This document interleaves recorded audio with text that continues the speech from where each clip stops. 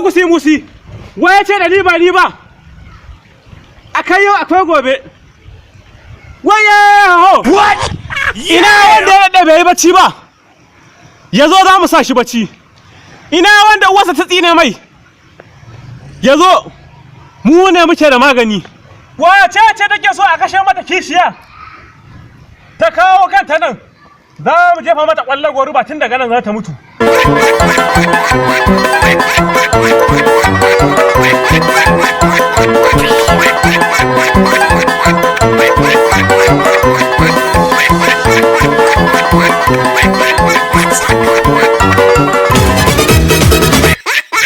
Ya boka, mun ji an ce kana warkar da mutane. Kutalin kaka. Shi ne muka zo ka warkar da mu.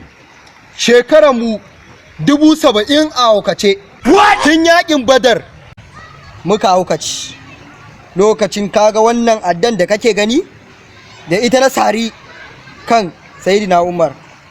Shi ne sanadiyan haukacewa na. Shi ne muka zo ka ba mu sauƙi.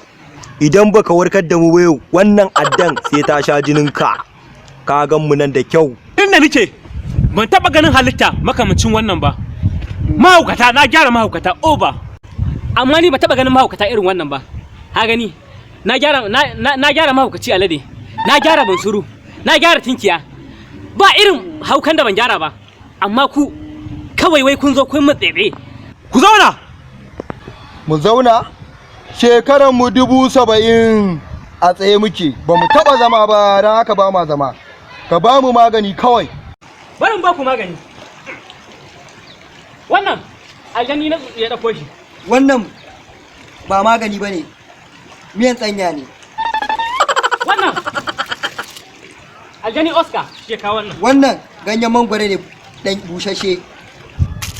Wannan kuma Ayakuwa ne ta kawo shi. Ganyen alalo ne ka ba mu. Kai macucin boka ne da haka za mu yanke ma hukuncin sare maka kai. Dan uwana butulu ka ga mun shi mu sare mai kai.